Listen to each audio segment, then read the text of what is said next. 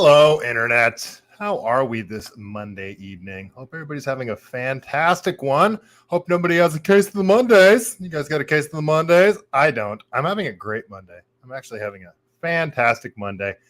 Let's see. The RGS, nice to see you. Wally World, hello. Wally, when I see you, it always reminds me to make sure that Scarlett comes and says hi. She's in front of the space heater again. She doesn't want to get up. Are you going to say hi? Wally World wants to see you, Scarlett. She's wagging her tail and beating it against the wall. Come say hi. All right, fine. Just stay there. Sorry, Wally. She's not in the mood. Oh, there she is. Okay. All right. You going to say hi to everybody? Okay.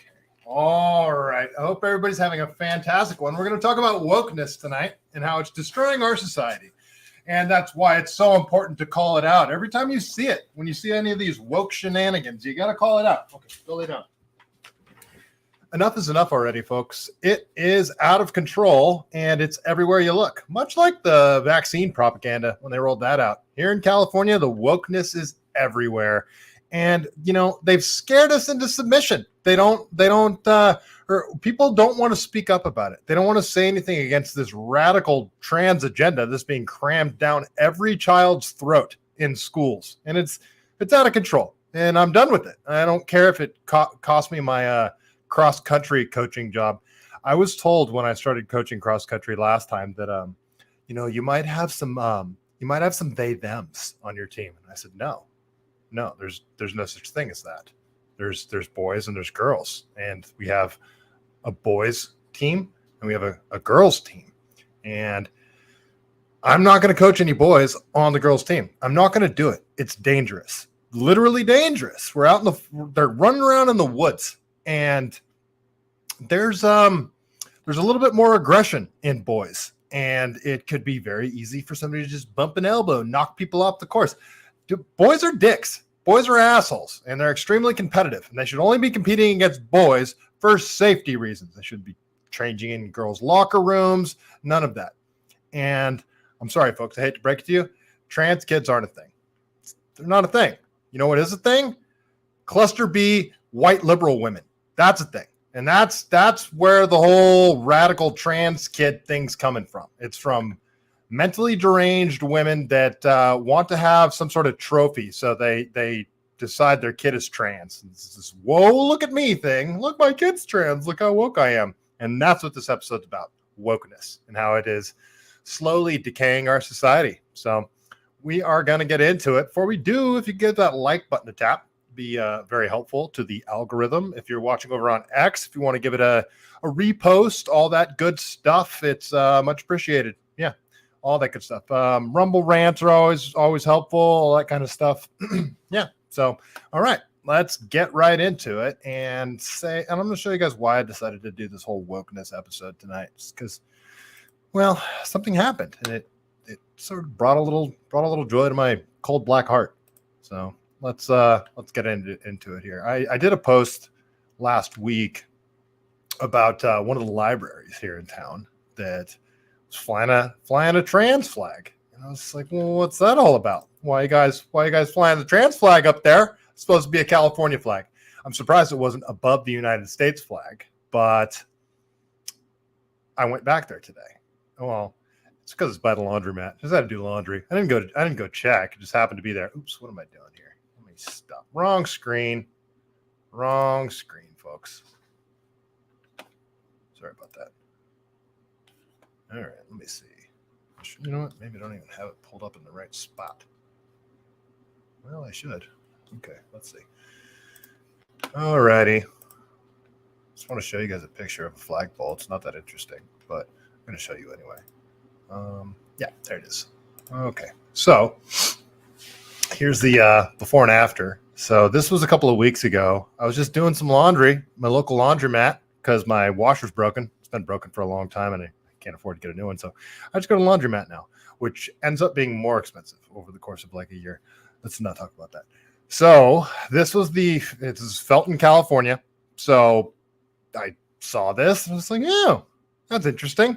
I walk over there too. It's out of frame, but over here off yonder and on the windows, they got all these rainbow stickers, and it's just like, why can't it just be a library? Why does it, like, I have gay friends. I even have 2 trans friends, believe it or not. You know what the thing is, though? They don't try to jam that crap down everybody's throat. They're just normal people, and we just do normal stuff. Why does everything got to be gay? Why do they got to make everything gay and trans? I mean, can we just go ahead, do whatever you want to do? That's fine. Just don't harm other people, and don't cram your ideology down people's throats, or you're going to get backlash, severe backlash. And that's kind of what happened when I posted this. So I posted it. I can't even remember what the time. Well, I posted this picture several times because I was quite annoyed, because it's like, where's the California flag? The California flag should be up there. I like the California flag. See, I like it. Well, went back today. Would you look at that? Trans flag gone. Oh, well, yeah, that's sort of like some leftist tactics to, point at something and say, "Rah!" Everyone get angry and, talk to the manager.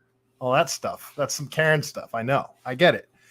Well, I'm going to use the leftist tactics right back against them. So that's what I did. I just put the picture on the internet and just tagged Santa Cruz County. Just said, hey, Santa Cruz County, is it?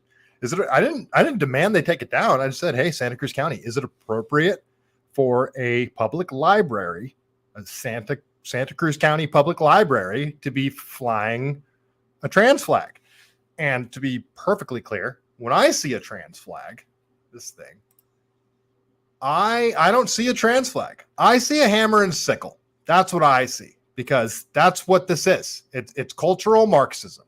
That's all this stuff is, cultural Marxism. And yeah, it's woke cultural Marxism. And what is woke? What is woke? Because this little nerd here, he decided to try and play the word games, because a lot of people, they can't define what woke is, and they get caught off guard. They try to do that whole word trick game. Don't try that with me. I will clearly define what woke is for you. So this NZ Echo, so N_ZECHO, decided to say, well, what does woke even mean? I said, well, okay. Woke means cultural Marxism based on a hierarchy of victimhood, meant to create equality of outcome and not equality of opportunity. It's centralizing the production of ideas. Wokeness is the opposite of meritocracy, and it goes against everything America once stood for. Is that a fair definition? Is it a fair definition for you guys? That's what I see as wokeness. So I told him that. And yeah, well, that's what I see as wokeness. All right. Well, let's continue with some examples of wokeness to kind of drive this whole idea home of what it is, because at its core, that's exactly what it is. Marxism. It's Marxism. It's a communism Trojan horse. And what's funny, it's rampant in California schools. And you know what's funny is right before the show started, I saw this. This popped up on my screen, and I found it very interesting. So Laura Powell says she just discovered that teaching communism in school is actually illegal. So this is California Penal Code, I guess, 51530, prohibition and definition. No teacher giving instruction in any school or on any property belonging to any agencies, including in the public school system, shall advocate or teach communism with the intent to indoctrinate or inculcate in the mind of any pupil a preference for communism. It's illegal to teach communism in California. There's still some based rules on the books in California, based laws. So in prohibiting the advocacy or teaching of communism with the intent of indoctrinating or inculcating, I don't know that word, guys. I'm kind of dumb. Sorry. Inculcating a preference in the mind of any pupil for such doctrine, the legislature does not intend to prevent the teaching of the facts about communism. Rather, the legislature intends to prevent the advocacy of or inculcation and indoctrination into communism, as hereinafter defined, the purpose of undermining patriotism for, the belief in, the government of the United States and of this state. Well, the belief in the government of the United States, well, okay, I'm not sure I'm so pleased with the wording on that part, but you can't teach communism according to California state law. For the purposes of this action, communism is a political theory that the presently existing form of government of the United States or of this state should be changed by force, violence, or other unconstitutional means to a totalitarian dictatorship which is based on the principles of communism as expounded by Marx, Lenin, and Stalin. Don't forget Mao. Oh, okay. Well, my job here tonight is to prove to you that wokeism is communism. Wokeism is Marxism. Everything being taught in schools right now is Marxism. This whole chop everybody off at the knees so that everybody can be equal, so everybody can live in poverty. Marxism destroys innovation. It destroys the motivation for people to create beautiful things. That's why we ended up with brutalism. That's why everything sucked in the Soviet Union. That's why everything was just dull and shitty. And they even had this saying, they pretend to pay us, so we pretend to work. Communism is horrible, and it's got tons of bodies buried beneath the word. It's an awful thing. One of the great sources to find out about exactly how the wokeness and the diversity, equity, and inclusion agenda is Marxism. The best person to explain this, from what I've seen, is James Lindsay. He's fantastic. A lot of people hate him. I think he's awesome. He's also very funny. Yeah, let's listen to him talk. He was just on the Joe Rogan show, and yeah, let's listen to him talk.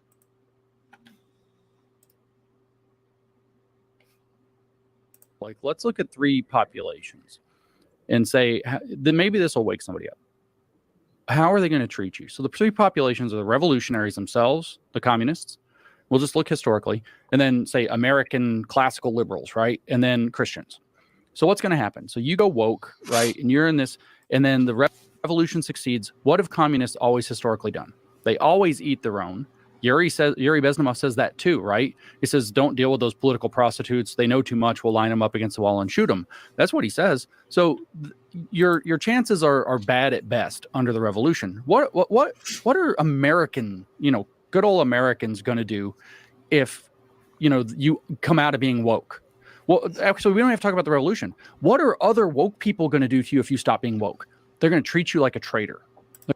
And that's spot on.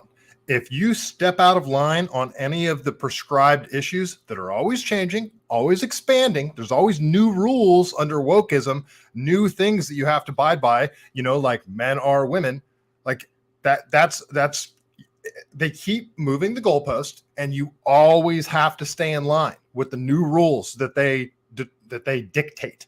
And if you step out of line on any of them, you get hammered. They will beat you figuratively to death. They would probably like to actually beat you to death.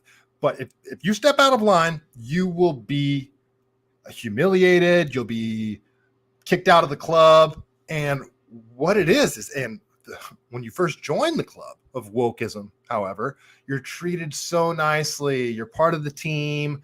You're love bombed, if you will. And then as soon as you step out of line, it's the demoralization, the repeated degradation. And then as soon as you say, okay, I'm sorry, men or women, as soon as you agree to their terms, they'll bring you back in and start treating you nicely again. But it's never quite the same. And they just repeat that cycle. It's narcissistic abuse is what it is. And if anybody that has a general understanding of narcissistic abuse should recognize that's how they behave in the cult of woke. It's what they do to everybody. It's narcissistic abuse. It's this whole hodgepodge of horrible psychological behavior that they do. They're going to hate you. They're going to destroy your social life, maybe your professional life. What are normal Americans going to do? Like, cool, you do you, right? Live your life. Glad that you got that sorted out. And what are Christians going to do? I forgive you. That's literally their religion. Right. I forgive you. If you repent, come join our church if you want to. If you don't, I understand. Right. You're welcome. No big deal. Like, if they're Christians who are Christians, I mean, I know that there's these Christian fascist dudes who are thinking they can pound their chest and like be big tough guys.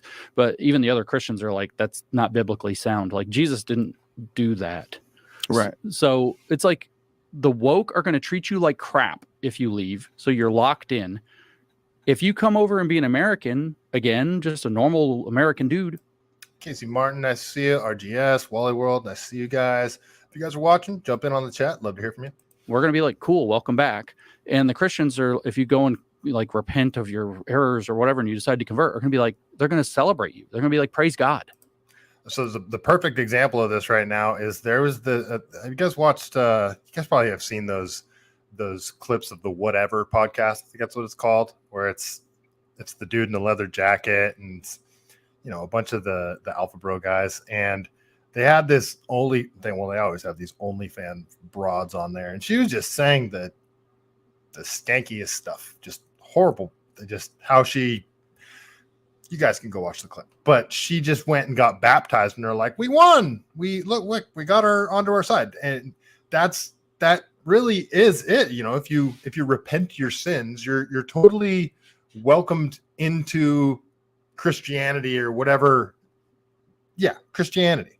And if you are sinful or, you know, behaving poorly, they're not going to hate you and ostracize you. They're going to tell you why they think what you're doing is wrong and how, if you know, you should change your behavior and it'll lead to a better life, all that kind of thing. They're not going to psychologically abuse you. They're going to tell you why they think it's wrong, and they will accept you into the religion. That's what he's trying to explain here. The cult of woke doesn't do that. It's night and day different. So revolutionaries destroy their own, and everybody else, like you're saying, like just normal people who value, like what productive thing can you do? Love you, great, welcome, are completely the other story. Makes sense, guys. Let's see. All right, let's keep going here. I got another clip of James Lindsay I want to play.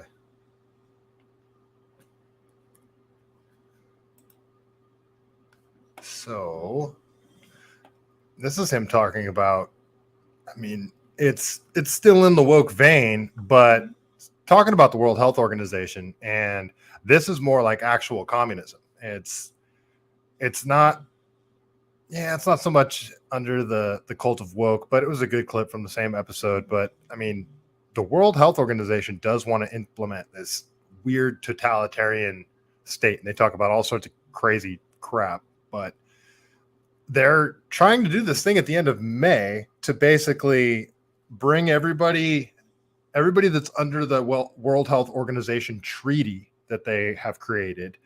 It will give the World Health Organization the power to, if they declare a pandemic, they basically have the rights over every country to implement whatever laws they see fit. And this is James sort of explaining what this treaty is and how it should be dead in the water in the United States because it shouldn't get a 2/3 vote. But let's listen to him talk about this one. I'm talking about the WHO. And I should talk about that. They're in May, at the end of May, the WHO is meeting. It's some kind of an assembly, and they are deciding upon whether or not the WHO will have they just screwed up one pandemic, and then they say that they need to have total control of pandemic preparedness and public health. But the thing is it's not even just about diseases, right? Because we know about, like, they screwed up COVID. It was total global tyranny. Imagine if they had the power where there is no Florida. There's no free state. There's no difference between Texas and California. It's all whatever the World Health Organization says. There's no difference between Florida and Canada, or there's no Sweden, which, you know, did something different. Everything has to be on the same page. But then they go further and they declare other things matters of public health, like gun violence is a public health threat, racial injustice, inadequate food systems. It's literally a recipe for them to be able to declare total tyranny, but particularly over matters, anything that they can skew as a public health. And so one of the things that they consider to be another kind of pandemic that's a public health risk is misinformation and disinformation. So it explicitly calls for censorship of what would be misinformation and disinformation. So now all of these... what's her name? The prime minister or whatever of Italy? She was just on Dr. Drew's show talking about this exact thing. You guys should watch that episode. 93 or whatever it is countries are supposed to sign over to the World Health Organization the ability through a treaty that's not being ratified in the Senate like a treaty. It's probably Joe Biden will do it as an executive agreement rather than as passing 2/3 majority in the Senate. So we have this treaty now that hands over the control of the states and of the United States as a federal entity to the World Health Organization, which is led by, I mean, Tedros is openly a Marxist.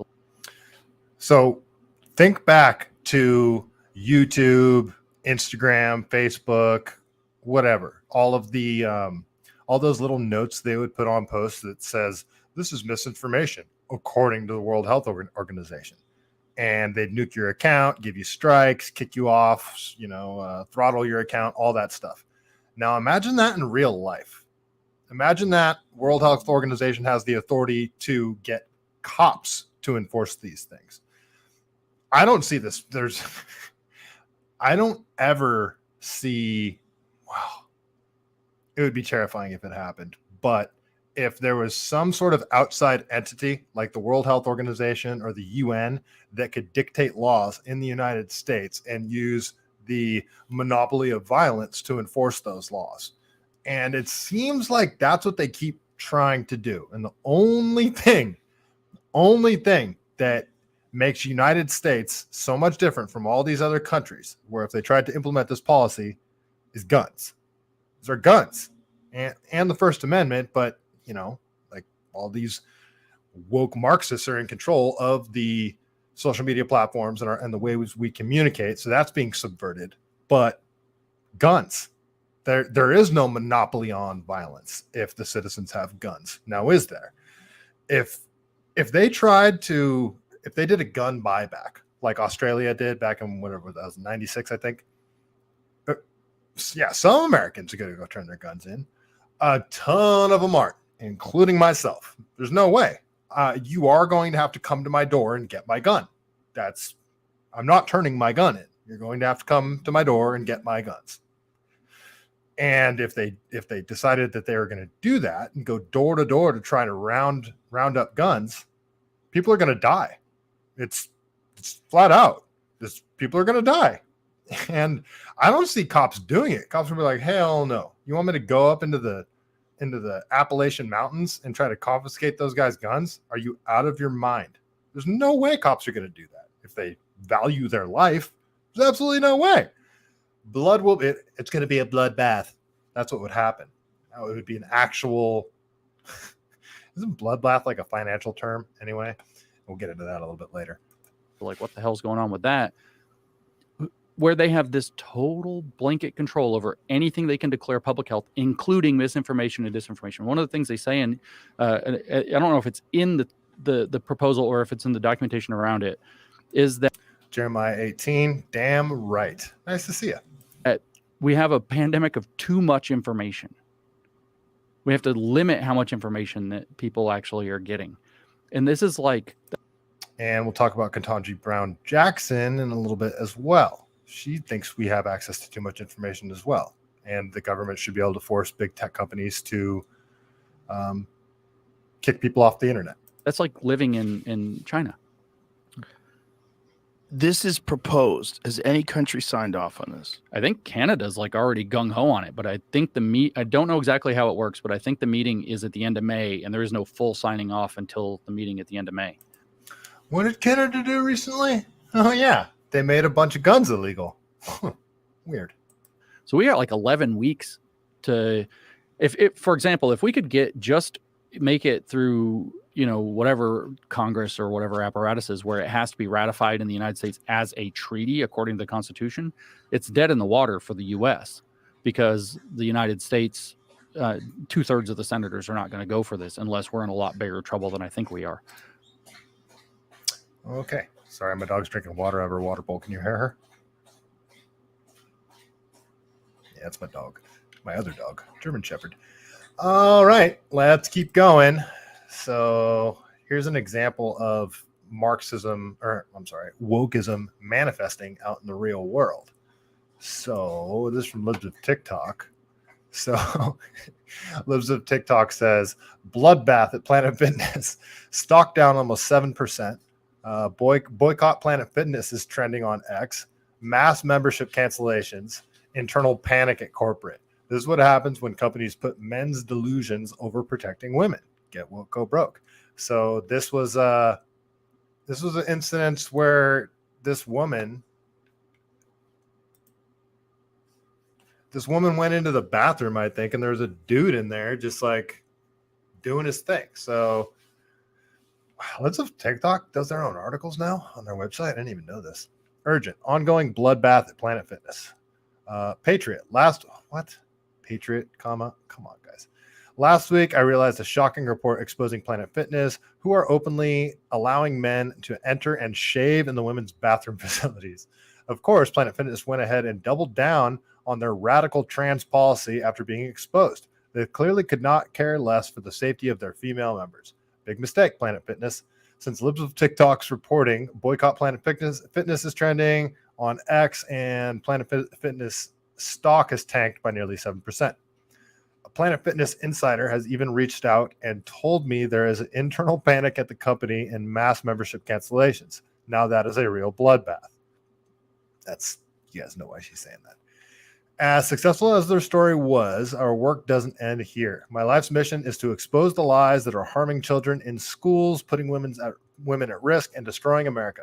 Somehow, the corporate media thinks that makes me evil. I have news for the media propagandists who are currently yelling bloodbath to score political points. I'm not stopping. We will expose Planet Fitness. We will protect real women, period. The truth is, I could not be doing this without you. I know you care about the truth just like me. You know what's at stake for our country in 2024 and beyond. That's why I humbly ask for your support. Okay, ask for contributions there. Chaya. All right, it's no hate here. I ask for contributions too. If you guys, it's this stuff is it's as you guys know, I've been nobody will hire me now. The more I talk, the worse that gets as well. So this is my job now. This is what I do. And the further into it I get, the more prep work I do. And yeah, this is what I do now. And, hopefully one day it will be a career. So if you guys want to support, I will throw up a link a little bit later. So yeah, that's from Libs with TikTok. Get woke, go broke. Let's stay in the same vein here, but we're going to change gears a little bit. Don Lemon clips of him interviewing Elon Musk just came out, and they are kind of gold. And Don Lemon being super woke himself, it's Elon telling him why wokeness is bad and what it's doing to society. Matty Bracco, most appropriate tagline ever. Get woke, go broke. I don't know what I think. Is that pager code that you did down there? You guys remember pager code? You guys are old enough to have pagers. I was at that weird niche time period where I actually had a pager and a cell phone at the same time. It's like a prepaid cell phone where you purchased all your minutes ahead of time. So you had to be like super quick on the phone. Somebody had paid you. And anyway, don't get me distracted. Jernea 18. Most Americans won't give them back. Even libtards are getting guns. Oh yeah, damn straight. Solzhenitsyn wrote about the populace had arms and fought back.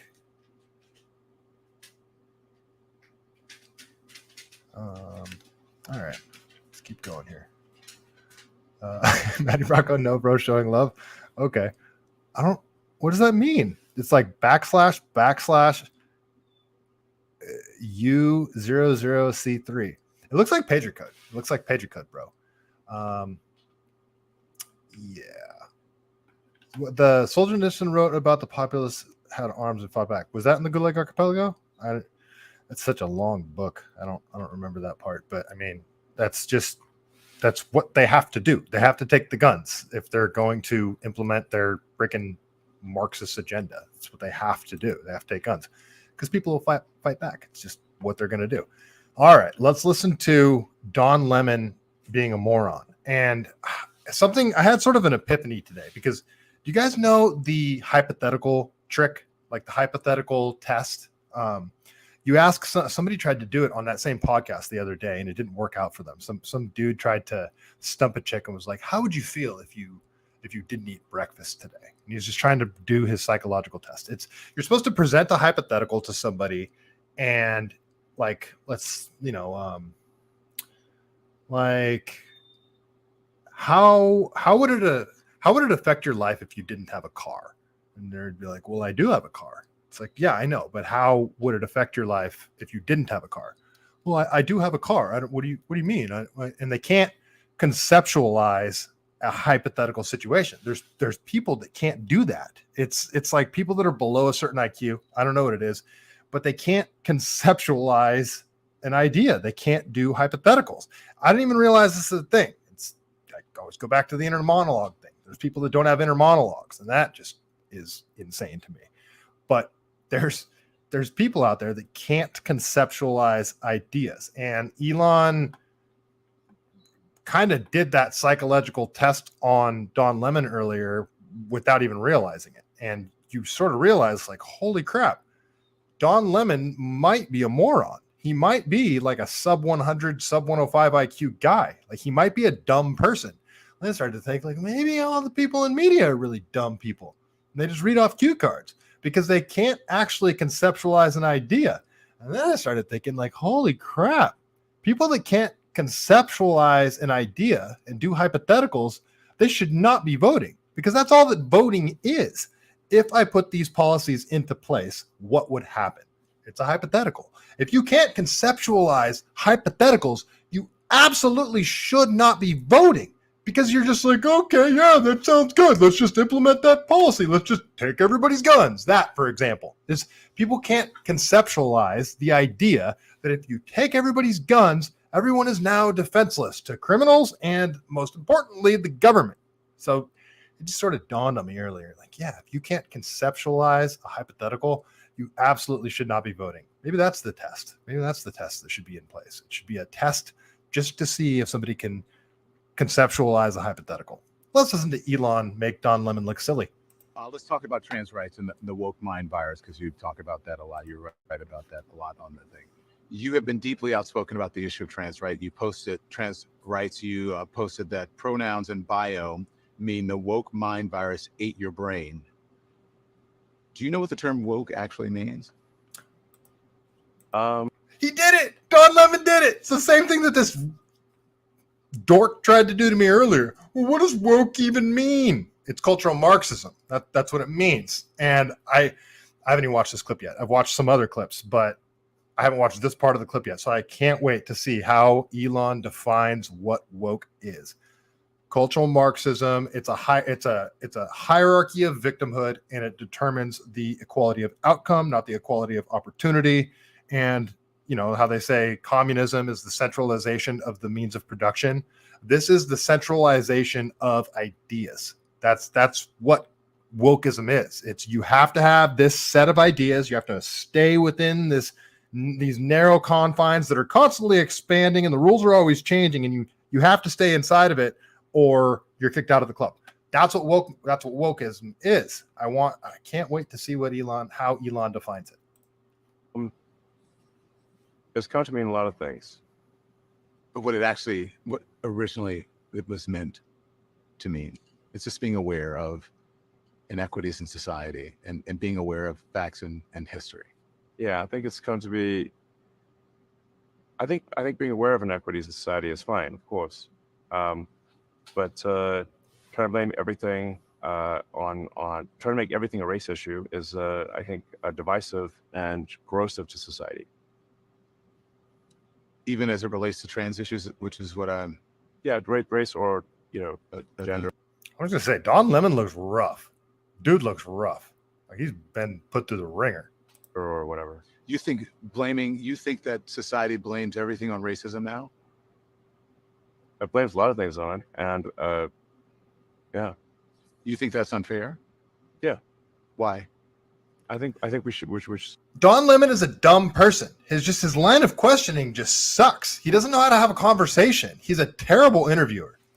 We should not make this a constant subject. I think we need to move on. I think we just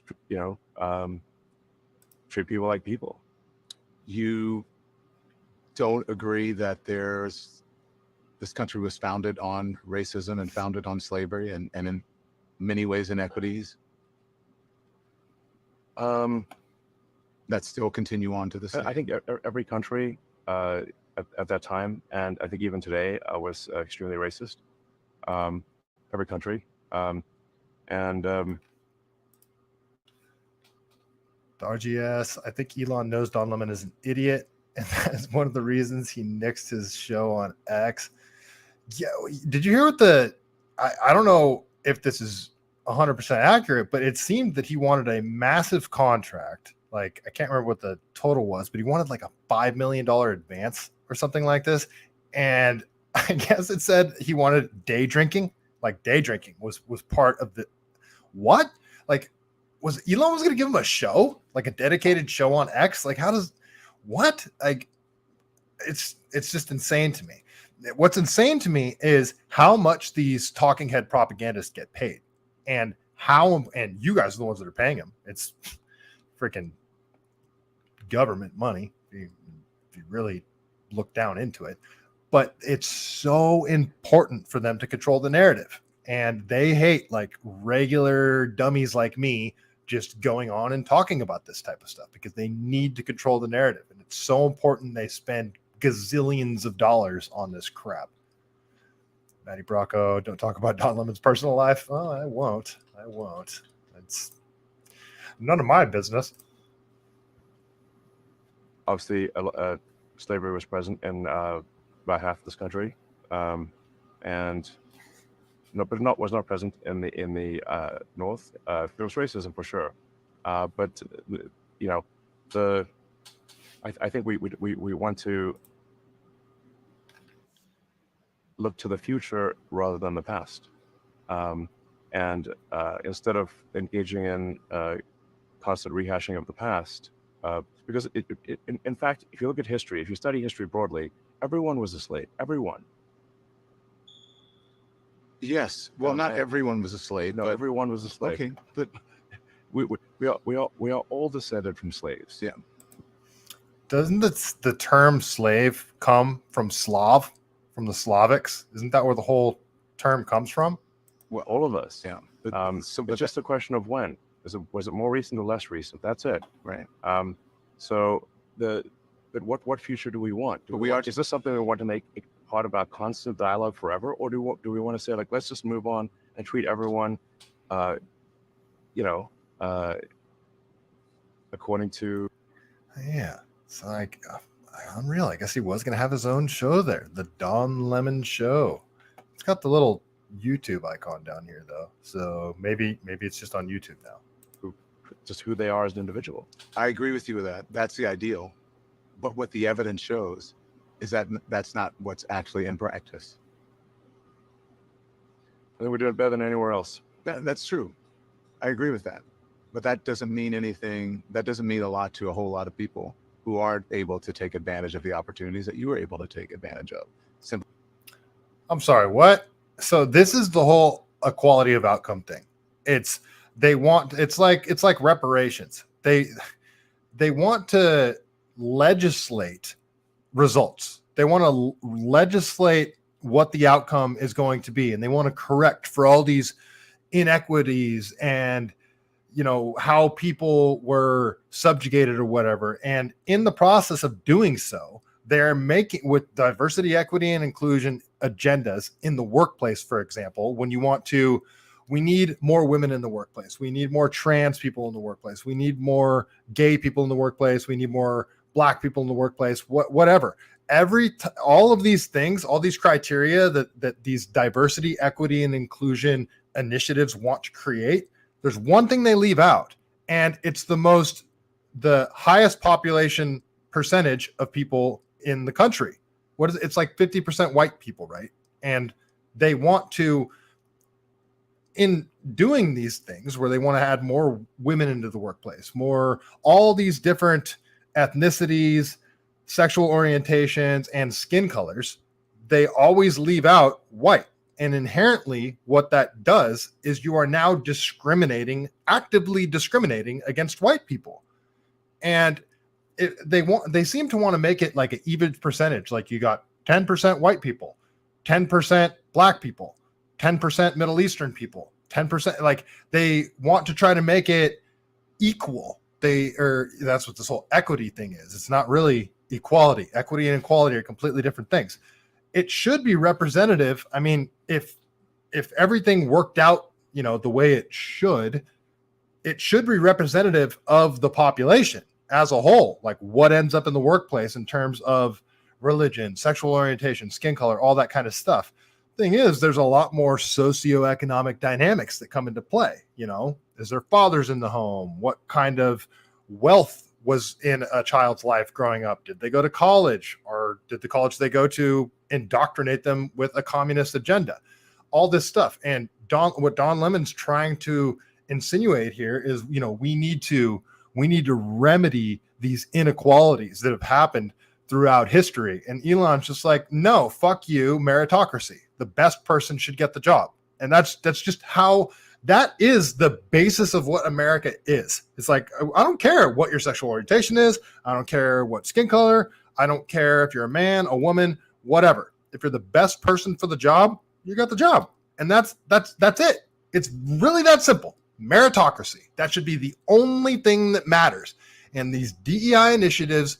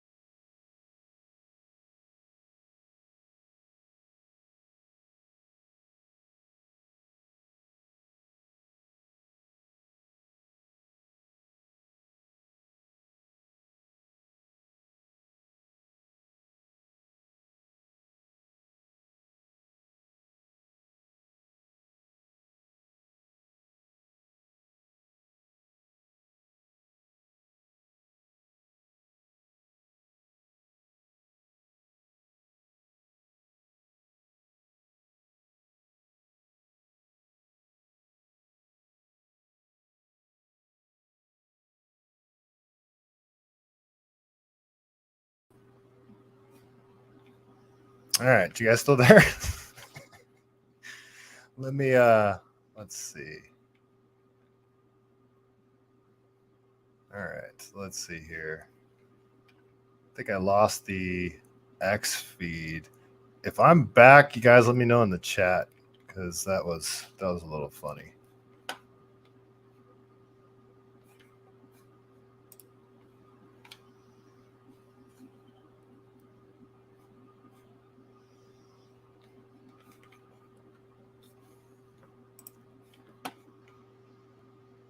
Wally World, looks like I'm back. All right, we're on Rumble. Okay, all right, thanks, Wally. All right, you guys over on Rumble, let me know if I'm back. Casey Martin, the RGS. What do you guys? Let me know if I'm back over there. If I'm streaming on X, let me know. All right, cool. I'm back. All right, cool. Looks like we're back. All right, let's go back. I should have that saved right where it was left off. So let's finish watching Elon make Don Lemon look silly.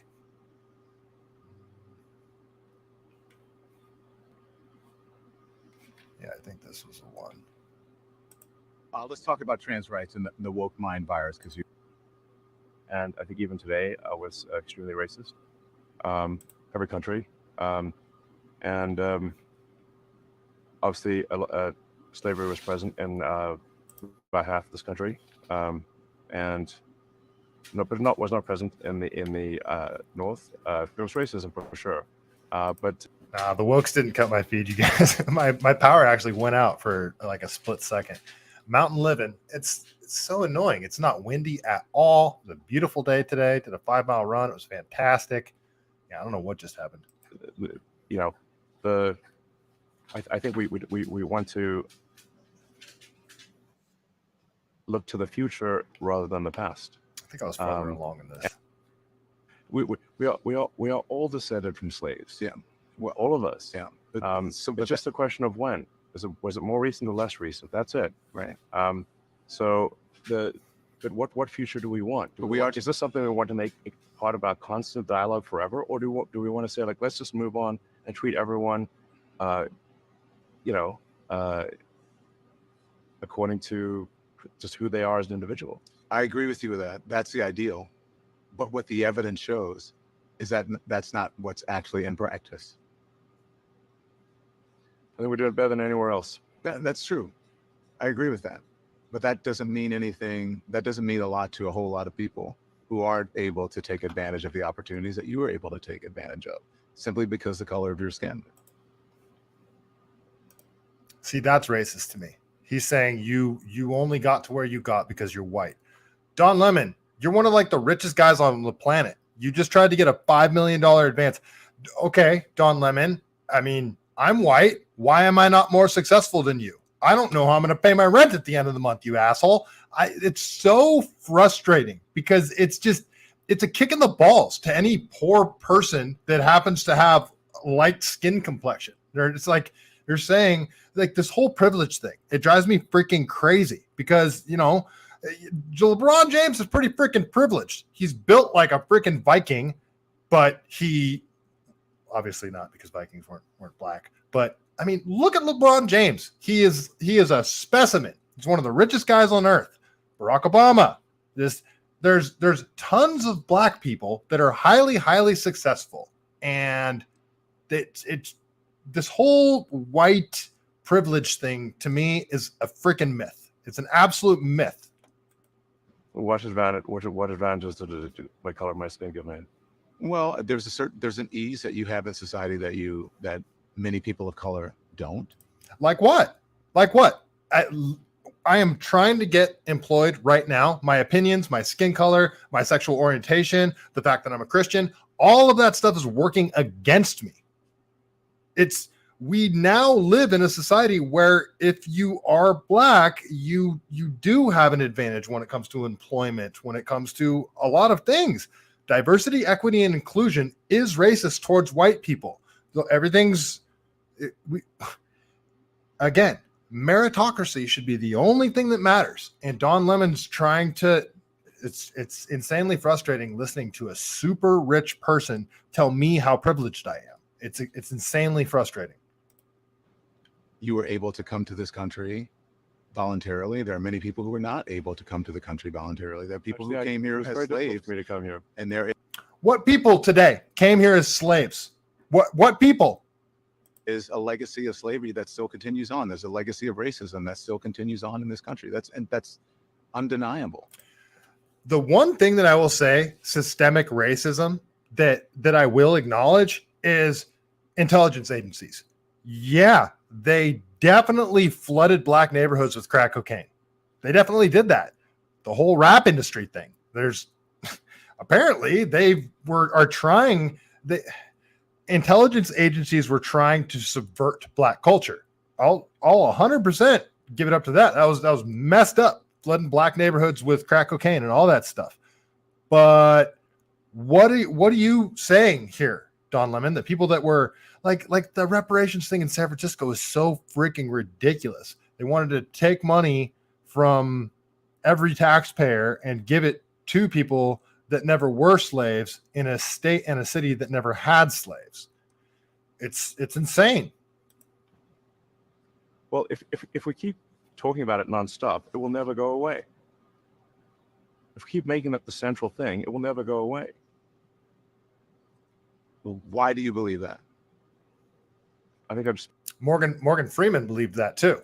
Remember, like when he was asked about Black History Month, and he was saying that he didn't want a Black History Month, and the person that was interviewing was like, "Well, why not?" And Morgan Freeman was like, "Well, you're Jewish, right?" He was like, "Yeah." He was like, "Do you want a Jewish History Month?" He was like, "No." He was like, "Well, enough said." So like, stop talking about it. That was Morgan Freeman's whole point way back in the day. And now what do we got? Even Morgan Freeman's gone woke though. make a simple statement of fact. So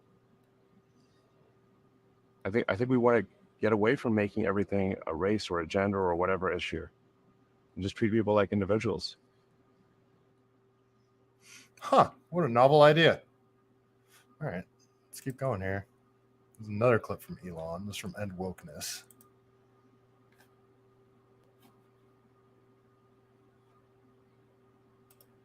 I'm checking in with the chat really quick. Sorry, my internet looks like it's going to be running pretty slow now. What are we doing here? All right. Let's see. Sure felt like progress growing up in the 80s and 90s. I agree. I think the 90s, yeah, like the mid 90s to early 2000s, you know, from like 93 through 2001, 2002, that was probably the least racist time in American society. It just didn't talk about it. It didn't seem to matter. So I would agree there. Yes, racism is worse today than it was 20 years ago. 100%. Absolutely 100%. And all of this stuff demonizing white people and discriminating against white people in employment and education, that creates racism. It creates white people that resent black people for the color of their skin. This whole thing has a completely negative effect. That might be by design. You know, if you ask Yuri Bezmenov, it's subversion. TFU Studios, woke social justice was a religion. Yep, 100%. Wally World, if we had systemic racism in this country, then why are Asian Indian Americans highest paid group now? That has happened over the last 20 years. Asian Americans that is like the ultimate example of meritocracy. My buddy lived next to this Asian family once, and it was insane because they were so regimented in everything they did. The kid, they had like a 10-year-old kid, and he was just an absolute monster on the piano. You'd hear him playing, and it was like, wait a minute, that's a 10-year-old over there playing the piano. And they were good at sports. They were highly educated. They're just super. They were strict, and that seems to be what determines outcomes in terms of high performance, is how regimented and disciplined you make your kids. You know, that could have a negative effect too, and make your kids hate you, but it's a whole other story. But yeah, good point, Wally World. Let's see. Casey Martin, the woke sky. Oh yeah, you already said that. Prairie Kid, evening friends. Casey. Oh yeah, okay, all right. You guys are saying hi. You'll sell me. I'll sell you my white privilege card, Casey Martin. I'm good. You can keep it. You can keep it. All right. Let's see. Okay. One more Elon clip. I'm try and run through all this stuff tonight. I believe that if we lower the standards for what it takes to become a doctor, You're saying Okay, so I'm sorry. I know I interrupted. It's annoying. This is the example of Don Lemon not being able to conceptualize a hypothetical. Elon accidentally does the hypothetical, the psychological test on Don Lemon. He's like, imagine a hypothetical situation. He accidentally does it here. I'm going to try and let this clip play all the way through without interrupting it. I believe that if we lower the standards for what it takes to become a But doctor, you're saying if we lower the standards, Yes. but do you believe people are dying because the standards are being lowered I don't or have think been that lowered? is yes an issue, but it could become an issue. Okay. But the actual evidence in history shows the exact opposite. If you look at how minorities are treated by the medical system, That's exactly it right there. Elon's talking about, no, it hasn't happened yet. We're not seeing people die in the medical field because of diversity, equity, inclusion, and agendas yet. But if we implement these policies, we will. And then Don Lemon's like, well, the history, if we go back, and he's saying, no, that's not what I'm talking about. I'm talking about in the future. If we implement these policies, this will happen. And Don Lemon can't wrap his tiny little brain around that idea. most doctors now are white. And Most of the population is white. there are lots of mistakes in medicine. So you're saying that So you want more mistakes in medicine? my doctors have bad medical care? I'm trying to understand your logic here when it comes to DEI, because there's no actual evidence of what you're saying. There's no evidence of saying that if you lower the standards for people based on their skin color, if you set the bar here, you have to score this, you have to be able to pass these tests, you have to do all these things. Everybody has to do this. If you pass all of that, if you meet all that criteria, you got the job. You're a doctor. Elon's saying, well, if you lower that criteria for a specific group of people are going to die because you have surgeons and doctors that are doing things in human bodies that can kill them, prescribe them the wrong medicines. All sorts of ways people can die if you implement these policies. It's a hypothetical situation, and Don Lemon can't wrap his tiny little brain around it. It's insane watching this. No, I said, so if the standards, like let's say, I think that particular thing was referring to surgeons. Let's say a surgeon is asked to, a surgeon in training is asked to do a series of operations under the supervision of a senior surgeon, and they get a bunch of those operations wrong. If that happens, and yet they are still approved to be a surgeon, the probability that someone will die, I think, at some point is high. Okay, I understand that, but that's a hypothetical. That doesn't mean it's happening. I didn't say it's happening. That's the point, Don Lemon. You didn't say it was happening. I said You can't conceptualize a hypothetical. He basically So just it will. admitted it. I said if we lower standards, people will die. But why respond to something or put something out there that has not happened? Because I could say, Because I don't want it to happen. I think we don't. Are you guys witnessing what I'm witnessing right now? He's like, well, why say that if you do something, this will happen? Why even say that? Because it hasn't happened yet. It's insanely frustrating. It's painful. It's painful. Lower standards. Okay, if you look at the history of the medical industry, especially when it comes to Black Americans, it shows the exact opposite. If you look at the Tuskegee experiment and on, only 5% of doctors in America are Black. All of them are white. So are you saying that if the majority of doctors are white, are you saying that and there are still these inequities, right? And there's still mistakes. Are you blaming DEI for that? No, I'm very basically saying that if we lower standards for what it takes to become a board certified surgeon or an oncologist or something where the kind of disease we're talking about, if you make a mistake causes someone to die, then more people will die than if we don't lower the standards. Therefore, we should not lower the standards. But why do you think they're lowering the standards for minority doctors or women doctors? Or that's what that's what that article suggested. Yes, at Duke University. Okay, I can't with Don Lemon. It was like Finkelstein the other day. He was like, and I wanted to pull up the clip, but I couldn't pull it up in time. But it's painful. It's painful watching his idiocy play out in real time.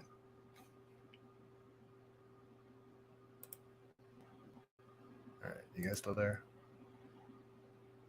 Let's see. What? The feed cut again? You sure, Casey Martin? Or did I just mess up? I think I might have just messed up. I don't think that was the feed. Let me know if I'm live. Man, sorry, you guys. I'm blowing it tonight.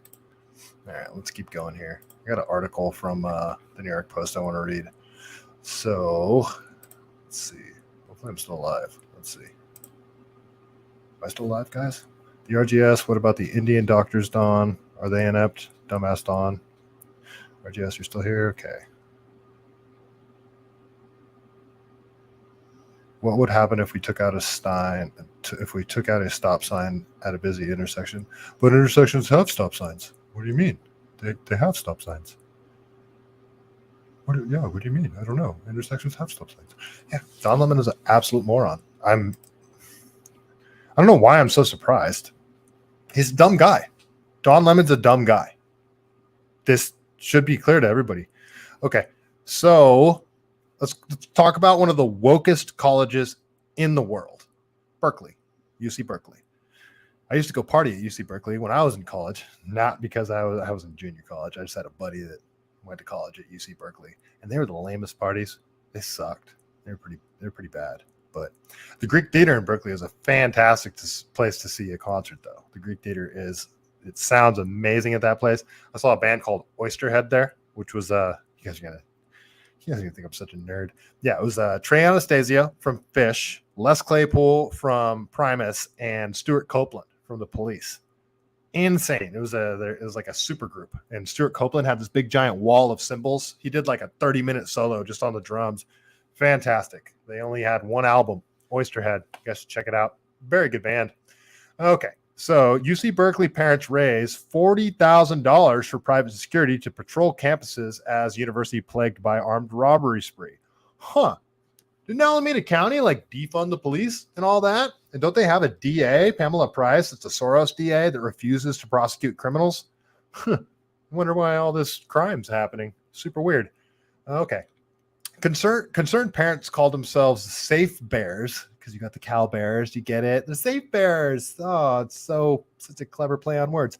Concerned parents calling themselves Safe Bears sounds. Isn't a bear also like a big burly gay guy? It's like Safe Bears. Might want to pick a different name. Concerned parents calling themselves Safe Bears have raised $40,000 to pay for security guards or safety ambassadors to patrol the UC Berkeley campus area for a few weeks in early March. UC Berkeley may be one of America's most prestigious schools. They definitely are. I think they got they have 4 elements on the periodic table. They got and freaking Uncle Ted taught there. UC Berkeley may be one of America's most prestigious schools, but its location in the California Bay Area has parents and students both wary of safety on campus. I wonder why. A group called Safe Bears, that touts itself as comprising 1,300 plus Cal parents and community allies working to improve safety for UC Berkeley students, has worked to solve the problem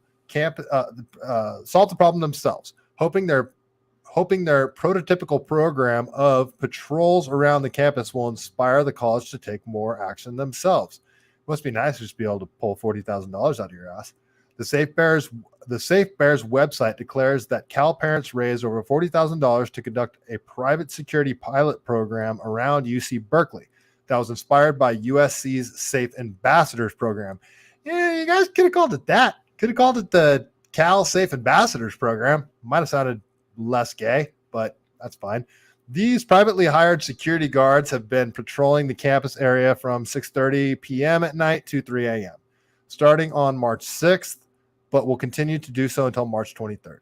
The organization of parents cited a litany of local issues and incidents, making the case that students are in dire need of more protection on campus, ranging from citing an armed robbery spree to a pattern of trespassing incidences, such as when a convicted felon made his way to the 6th floor of a first-year residence hall before being arrested, UCPD.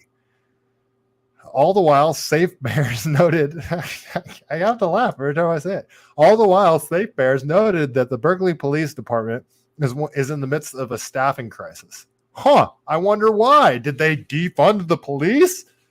Oh, it's so hilarious. You know what's funny? Like, if you're going to defund the police, defund them all the way. Stop taking our tax dollars and get rid of police. Get rid of them completely. Let us hire our own police. Let us defend ourselves. Let us enforce our own laws. And then all these woke tards will start seeing the importance of firearms and self-defense. Go ahead. Get rid of the police. If you guys got rid of the police in Santa Cruz and if you just got rid of the police, people like me would be fine. It's all the woke tards that would be in trouble. So all they did is just defund the police and create a sort of anarcho-tyranny type state where police, they don't have the manpower to actually go after criminals. And now all California is concerned about is recouping all the money they've lost. So cops just go after the easy targets like me and you and people that they know aren't going to resist and aren't going to be a danger to them. So they've defunded the police to the point where the police, all they are now is a bunch of brown shirts. That's really all they are, particularly in the Bay Area. The crime they allow is insane. And then the crime they enforce is these petty crimes that are just meant to extract money from the middle class and the poor. He added further, we want to frankly turn up the heat with the administration. Well, okay.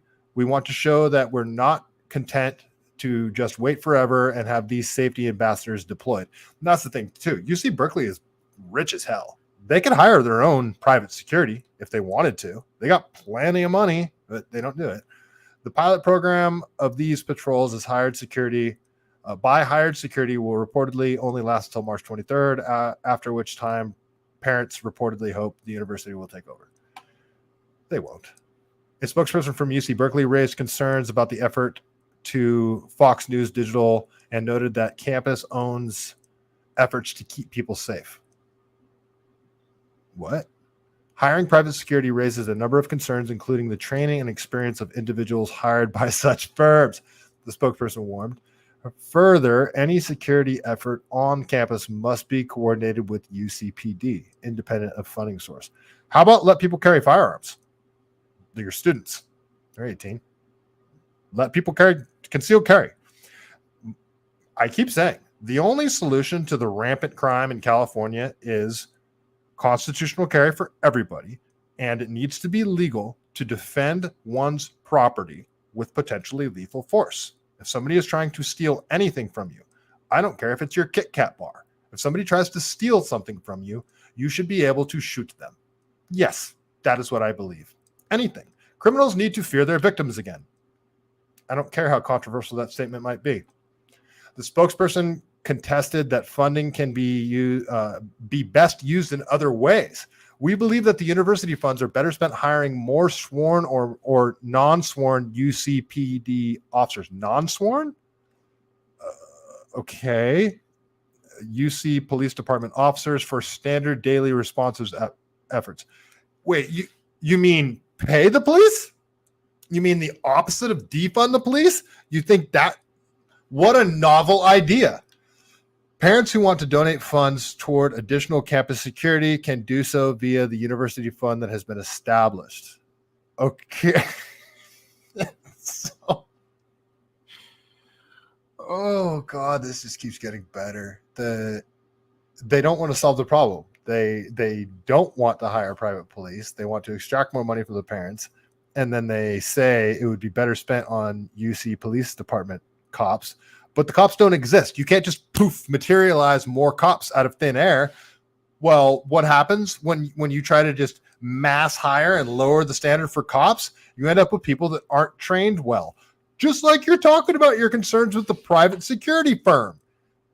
You know, it's funny is you can look at what private security firms' standards are for hiring, you know, just what their criteria is. Then go look at what the standards of criteria are for hiring cops. Some of you would be amazed how much training cops get with their firearm, with self-defense, with restraining people, with driving. That you guys would be, only cops should have guns. Really? Because I know a lot of people that are way better trained with firearms than cops. Like lots of people that are way better trained. I'm not. I'm still not that good. I'm not that good at all. But I will be. I bet I am better than quite a few cops. And I don't consider myself good at all. Anyway, okay. In addition, a holistic approach to campus safety is required and is the most effective approach. Okay. Numerous new efforts from the school administration were mentioned as well. One such initiative was increased security efforts, including key card access to the buildings, surveillance cameras, and dedicated on-site staff. Another was increased staffing of the community service officers, or CSOs, which are trained students employed by UCPD. Students. Oh, okay. How about just, again, allow people to carry firearms? The spokesperson elaborated that early in the fall semester, we had 58 CSOs. Next week, we'll be up to 90. Wasn't your concern that the people patrolling aren't well trained?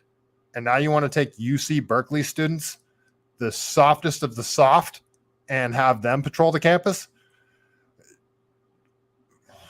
It's like, did Don Lemon write this? What is going on? And we are planning to increase staffing to at least 100 community service officers. All of this is in addition to Berkeley's ongoing efforts, such as night safety services and student safety education. Okay, sounds like a bunch of commie gobbledygook to me. You guys aren't going to do anything. You just want more money, and you're not going to do anything. And students are going to continue not being safe. Okay, wonderful. UC Berkeley. All right. Okay. You know what? It's so frustrating. It's just so frustrating, you guys. The woke tards are everywhere, and I don't know what to do about them. Okay. The hardest part about gun training in the police is shoot, no shoot scenarios. I would imagine. Yeah, I haven't done any of that. Safe Bears, Wally World. Yeah, Safe Bears. It's so. Oh, Care Bears would have been a good idea. Yes, that would have been fantastic. Where are the Care Bears? Yeah, I watched that show when I was a little kid. The RGS. What about? Okay, sorry. RGS. The just shoot themselves in the foot and then cry about their consequences. Yep, absolutely. Okay. All right. What do we got next? I think that's all of the wokeness that I was going to talk about. Nope. It wasn't. That was not all of the wokeness that I'm going to talk about. Let's talk about another diversity hire. Let's talk about Ketanji Brown Jackson and how dumb she is.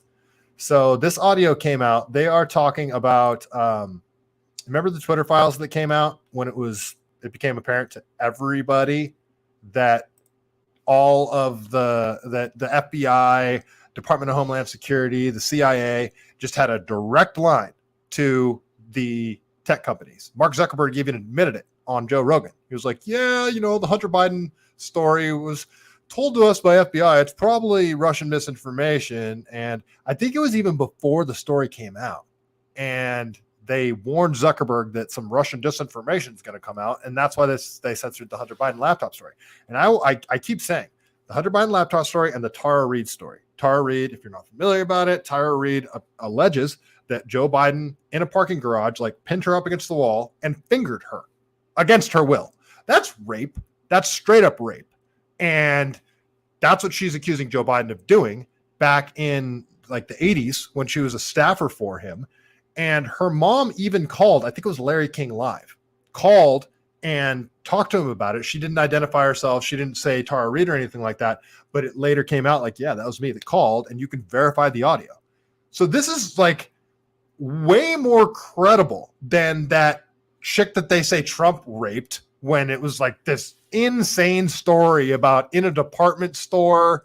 The whole story is just absolutely bonkers, cuckoo. Nobody believes it unless you're a leftard. It doesn't make any sense. She can't remember very important details. Meanwhile, Tara Reade says very specifically when it happened, where it happened, exactly what happened, told her mom about it. Her mom went on Larry King Live. Story was killed. Story was absolutely crushed. She follows me, by the way. Tara Reade. She's awesome. She's out in Russia because she had to run away because she was scared of what the intelligence agencies would do to her. That's insane. So that whole story was just crushed. Then the Hunter Biden laptop story, crushed. People didn't learn about it before they voted. If people knew about those two stories, it would have changed the outcome of the election. I'm saying that. It would. The election margins were so slim, it would have changed the outcome of the election. That's election interference. Straight up. Straight up. Ketanji Brown Jackson thinks that you should be able to do that. Let's listen to her talk about it. Justice Jackson? So my biggest concern is that your view has the First Amendment hamstringing the government in significant ways in the most important. That's what the First Amendment's for, to hamstring the government. That's what it's for. Time periods. I mean, what would you have the government do? I've heard you say a couple times that the government can post its own speech, but in my hypothetical, kids, this is not safe, don't do There's that word hypothetical again. I'm surprised she can conceptualize a hypothetical. it, is not going to get it done. And so I guess some might say that the government actually has a duty to take steps to protect the citizens of this country. And you seem to be suggesting that that duty cannot manifest Duty. itself in the government encouraging or even pressuring platforms to take down harmful information. Yeah, Miss Jackson, the government should not be able to pressure tech companies to take down potentially harmful information. Are you out of your damn mind? How the hell did you get on the Supreme Court? So can you help me? Because I'm really worried about that because you've got the first. So that's exactly what Elon was talking about. If you lower the standards and just put dumb people in as doctors, you're going to get dead people. Well, if you lower the standards and put dumb people on the Supreme Court, you're going to end up with this. You're going to end up with justices that think it's okay for the government to tell private companies, don't let that guy over there with 224 followers that shared a Joe Biden in a diaper meme, kick him off the internet. She thinks that's okay. First Amendment operating in an environment of threatening circumstances from the government's perspective, and you're saying that the government can't interact. Threatening circumstances from the government's perspective.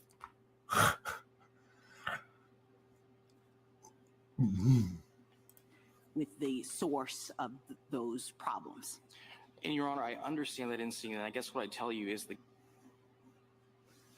Mind-boggling. Absolutely mind-boggling. So that's Ketanji Brown Jackson for you. Okay.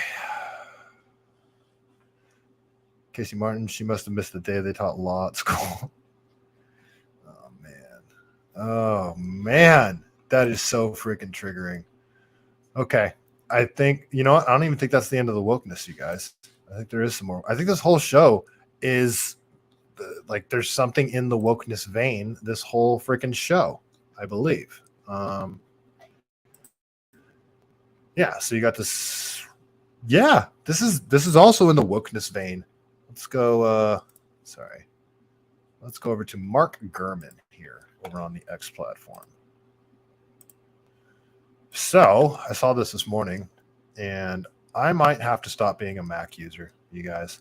I might need to get a phone and a computer that allows me to use my own operating system that I think is safe. But I'm not good with this kind of stuff either. No, I don't.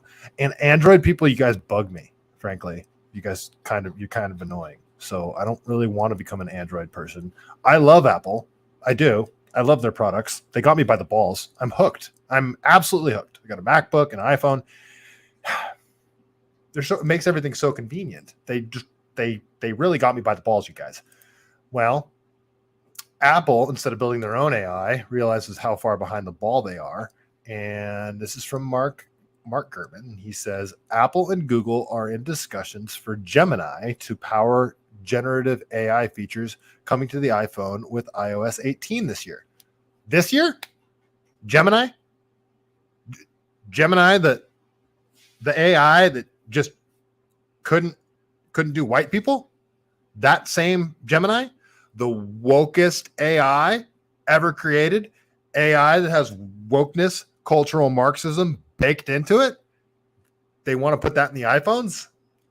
Is he going to recognize my face anymore? All right. Oh, no, that's the other way. What? Okay. I mean, that's the headline. Yeah, I don't want to go too long tonight. So I'm not gonna read the article, but that's the headline. You guys can read it. It's from Bloomberg.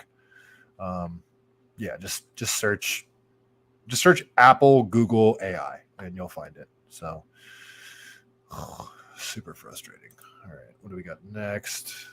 This is just from Colin Rugg. Let's see, share my screen.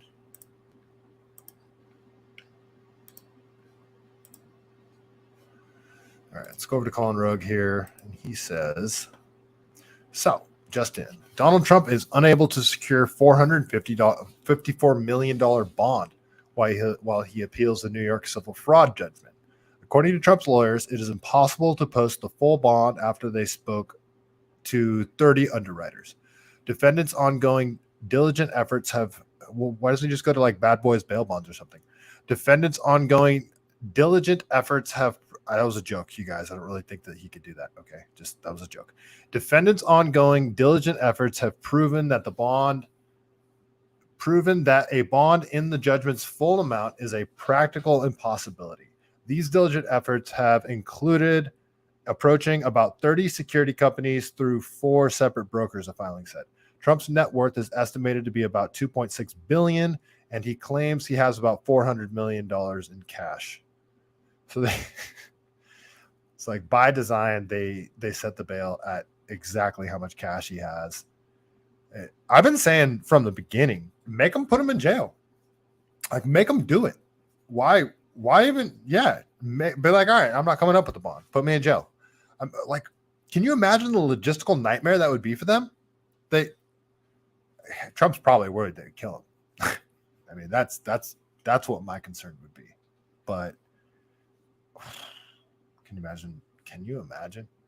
They put him in jail, and then it's like you get an Epstein story. The cameras went out. We don't know what happened. Can you imagine? That's probably what his concern is. But I think they should make him it'd be a ballsy ass move if he did it. That'd be ballsy as hell. Can you imagine if Trump was like, you know what? I'm not coming up with the bail. Put me in prison. Put me in jail. Do it. Figure out what you're gonna have to do with my Secret Service detail. Figure it out. It's on you guys. Make them do it. Be an absolute logistical nightmare. So that's happening, apparently. Interesting.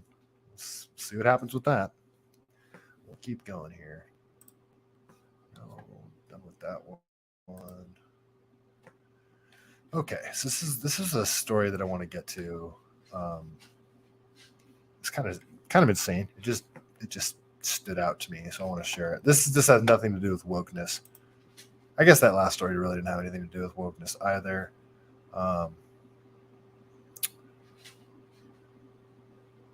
It's an asset forfeiture bond. Okay. All right. You guys still over there on Rumble? I think you are. Now I'm all concerned that I'm not even streaming anymore. I think I am, though. All right. Let's go over to Wall Street Apes here on the X platform. And this is about a nursing home. This is a crazy story. So nursing homes are forcing taxpayer-funded antipsychotics to patients who refuse them. Okay, let's watch the video. This is insane what they're doing to this lady. Don't put your parents in nursing homes. That's something that I think is just severely wrong with American culture. Like in India, you're supposed to live with your parents. I think we're supposed to live with our parents. I always tell my stepmom I want her to come. Like, I want to live with her. I want us to live together. I want to be able to take care of her and vice versa because I'm a big child. But, I can at least protect her and all that kind of stuff. But yeah, that's one thing I hate about American culture is that we put our old folks in, just push them away, and so you don't have to think about them. It's a horrible thing that we do. I understand some parents need care, but this is the care that they're getting, you guys. So just keep that in mind. Complaining. She called her family and even the state. When the nursing home caught wind of that, May says a strange new blue and white pill began showing up with her meals. And I said, whoa, wait a minute. I said, what are these for? And she says, you're refusing to take these? I said, I don't know what they're for. Yeah, I'm going to refuse to take them. She then suspected staff was hiding the drug in her lemonade. She gave it and the pills to me and asked I go find out what they are.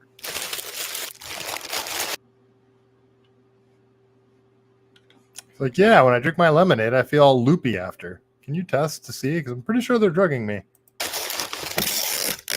We sent May's lemonade to a lab for testing. May was right. The drink contained an anticonvulsant with sedative effects. Prison. It's just put them in prison. They need to be arrested. You're drugging people. That's not informed consent. This is insane. The insane people are giving the sane people antipsychotics. This is psychopathic behavior. Drugging people, you're psychotic. You're absolutely psychotic. You don't belong anywhere near children, old folks, or just humans in general for that matter. You should be in prison. The same drug she had refused to take. The feds recently busted the drug's manufacturer for giving lucrative kickbacks to nursing homes that prescribed it to sedate residents. Oh, that's what it is. Kind of like the doctors that didn't give their patients informed consent before they told them to take an experimental vaccine for something that has a 99.9% survival rate. Okay, starting to make sense now. Use not approved by the FDA. A few days later, look at what May recorded. When you see the little beads flying around, they're still trying to illegally drug me. I'm sorry, just May sounds like a wonderful, you know what? I wish I was like a comedian or something, because I just want to go hang out at old folks' home and trying to make elderly people smile and laugh and stuff, because they get so lonely. And May sounds like a sweetheart. Days later, and still refusing to take the drug, the nursing home has May removed, citing increased agitation as the reason why. May's nursing home. Yeah, I'd be pretty agitated. I think May has a pretty good reason to be agitated from the people that are drugging her. Would not answer our questions, but did tell us each resident is treated individually and. So this is the Kaufman Healthcare Center. Staff follows orders of the treating physicians. It's now September. May is in a new bed in a new nursing home. But once again, she's given a strange new pill. New nursing home, same problem. Holy crap. This seems to be a thing. Drugging patients because they get kickbacks from the companies. That should be illegal as well. Just what is happening? And Big Pharma can lobby government to say that this is legal, that it's legal for pharma to pay nursing home nurses to secretly give their patients drugs that they don't need. They're allowed to give them bonuses. This is insane. Conflict of interest. It should not be legal, but the lobbying power of Big Pharma makes it legal. See that white one there? It's Risperdal, an antipsychotic. I said, what is this for? And she says, for your schizophrenia. I said, schizophrenia? I says, all of a sudden I've got another diagnosis. That's a pretty serious thing. Schizophrenia. She doesn't have schizophrenia. What? That's inappropriate. That's completely inappropriate. Inappropriate and dangerous, says Dr. Daniel Pearson. He spent a decade as a psychiatrist in nursing homes before becoming head of psychiatry at Methodist Hospital, and says antipsychotics come with serious risks. That's exactly why the feds say they should only be used if you have one of three mental illnesses, the most common being schizophrenia. But if you're using it just to keep people quiet, that's putting them at risk of increased risk of cardiac death, increased risk of falling, breaking a hip. About 6 years ago, the feds noticed taxpayers were spending more on antipsychotics in nursing homes than any other class of drugs. Nursing home staff was using them to make their jobs easier. Oh, get your kids out of school, get your parents out of nursing homes.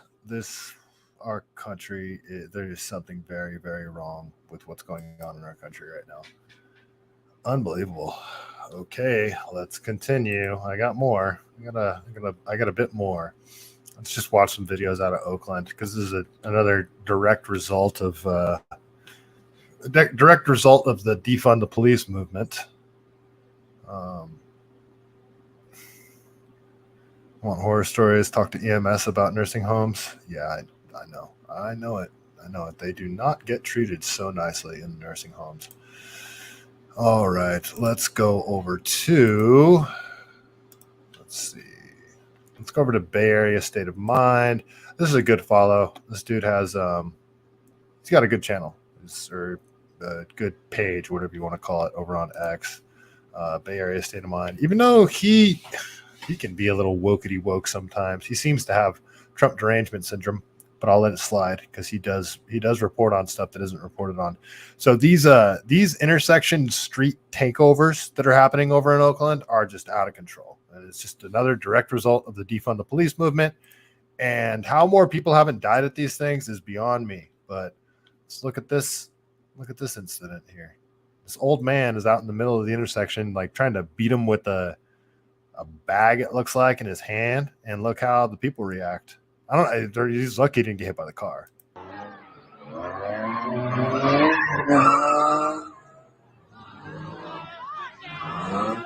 I don't know why they're mad about him hitting the car anyway. Those cars are probably both stolen.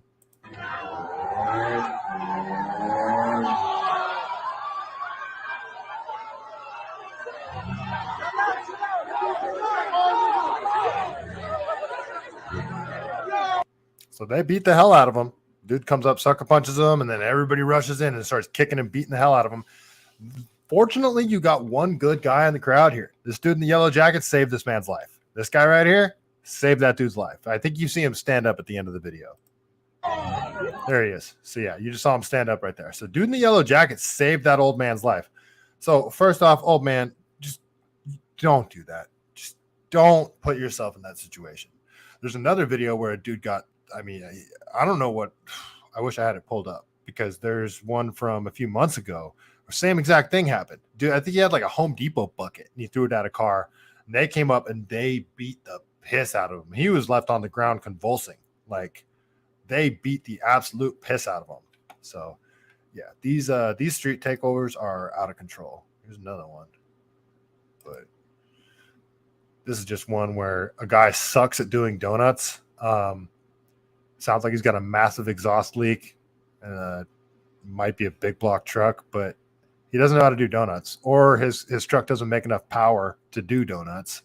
Like, look at these shitty donuts this guy's trying to do. His truck sounds awful too. This isn't a good sounding truck.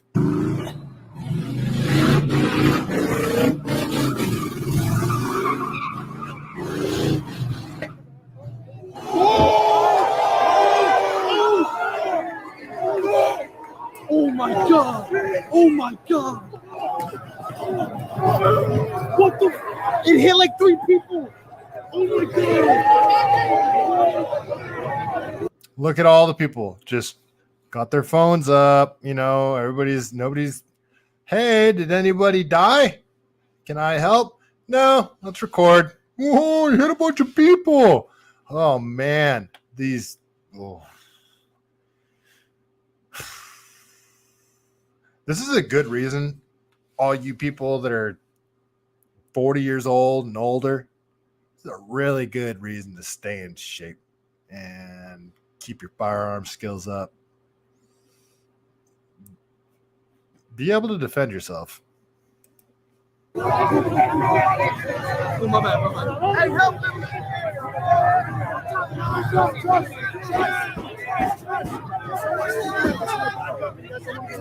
He's backing up. He's gonna back up. Shit, he's backing up. Back up. He's gonna back up on you. You see the people jump on the car and start beating the shit out of the truck. Like all of a sudden now he's the enemy or whatever. He didn't do it on purpose. He just sucks at driving. And my first car was a 72 Chevelle. I learned how to do donuts in the dirt. And like that's a good, like in a big open field where if you spun out, it didn't matter. You're fine. That's where I learned how to do donuts. That's where I learned how to ride dirt roads. And man, it was fun. My buddy had a 68 Camaro. I had my 72 Chevelle. My other buddy had a 69 Nova. We and my friend had 1,170 acres of land out over by Metcalf in South San Jose. And we would go, once we all learned, well, I was the last person to get my license. So I was the one being taught how to do donuts. They already knew how to do donuts. But once I learned and got decent control of my car, we would just rally the dirt roads and get super sideways, all in a line with each other. It was super fun. And if we went off the road, it wasn't a big deal because it's, it was pretty flat, and they go and take over intersections in Oakland and learn how to do donuts. Unbelievable. Okay, let's keep going. This is also from Bay Area State of Mind, also from Oakland. So this, he says, thieves crashed a stolen Infiniti into a bank in attempts to burglarize it before giving up, abandoning their car, and running away empty-handed in downtown Oakland, California, early this morning. So broad daylight, they crashed a car into a City National Bank to try and rob the bank. In broad daylight, it didn't work out. They took off. So this is just, the bumper with the license plate on it, but the car was stolen, so I don't care.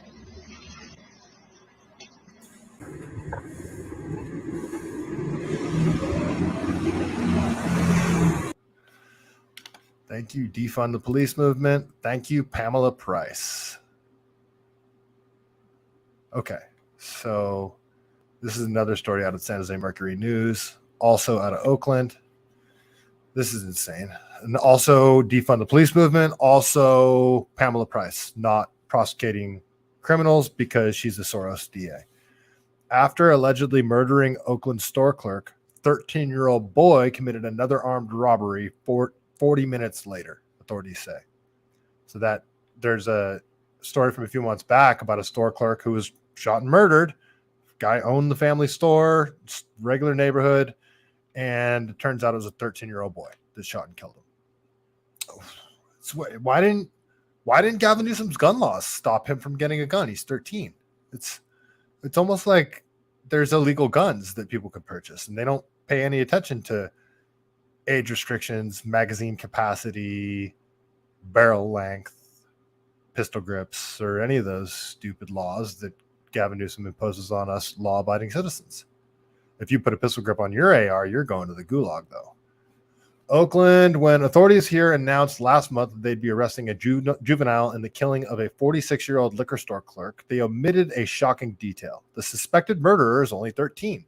Not only that, authorities say the 13-year-old boy who allegedly shot and killed Maged Alazani, I don't want to butcher his name, I'm sorry, went on to commit an armed robbery at another convenience store 40 minutes later and is suspected in a Target robbery the following day.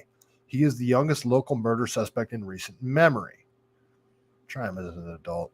Like, kid clearly does not feel empathy. He's a psychopath. There's people that can do this type of stuff. You're a psychopath, like actual psychopath. I'm diagnosing you. Like, I'm not qualified to do that, but if you murder somebody and you're just like, oh, well, whatever, and you go and you rob other people right after that, you don't feel any guilt at all. I mean, how could you kill somebody and not feel anything after and just go and continue to commit crime? You're a psychopath. So the teen boy, I don't care if you're 13, you're a freaking psychopath. The teen boy, an Oakland resident who turns 14 in July, has been charged with murder and attempted robbery on the January 6th shooting of Alazani, who was killed inside the Orlando market on Linden Street in West Oakland, which his family owns. The boy has also been charged with robbing Jack's Liquors in Oakland roughly 40 minutes later, authorities say. That dude lucky he didn't die. In both instances, the boy had a male accomplice, but authorities say they're still working to identify him. The two robbers entered the Orlando market a little after 8 p.m. The 13-year-old allegedly brandished a firearm. When they got to the counter, the boy racked the gun and pointed it at Alazani, who allegedly grabbed the barrel of the pistol and attempted to wrestle the gun away. Authorities say that's when the youngster pulled the trigger. Alazani was shot in the chest. Yeah, if somebody's got the drop on you, just I mean, that is a rough one. That is an absolutely rough one.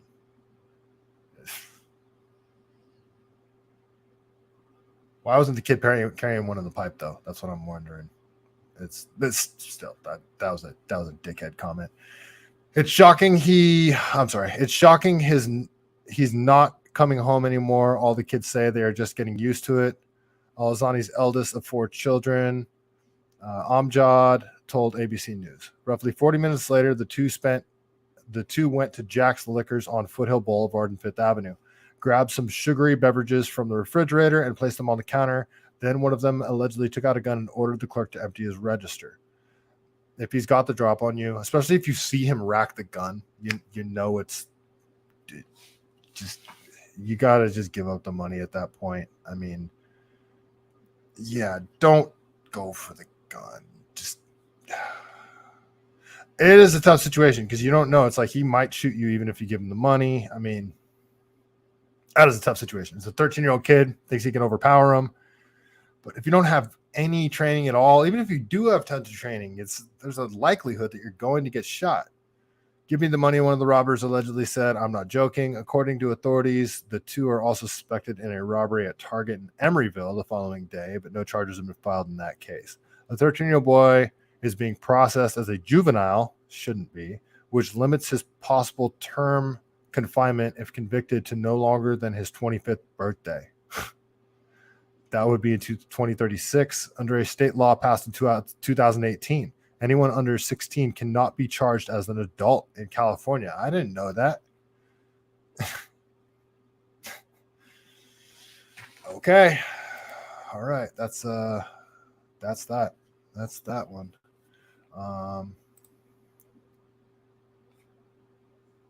Yeah, you know what? I think, yeah, screw it. We're going to go 2 hours tonight. I got another one I want to talk out of Canada. There's another story I want to talk about out of Canada. Hallucinate. Nice to see you. Let's see. That was so nice what he said about his stepmom. I had to pop and say that watching on my TV. About who said about his stepmom? Me? Huh. Don't tell 15-year-old that. Work in a store, wear a ballistic vest. I guess. I think California is trying to make it illegal to buy plate carriers. I'm pretty sure they're trying to make it illegal to buy plate carriers. Well, children pretty much are the definition of psychopaths.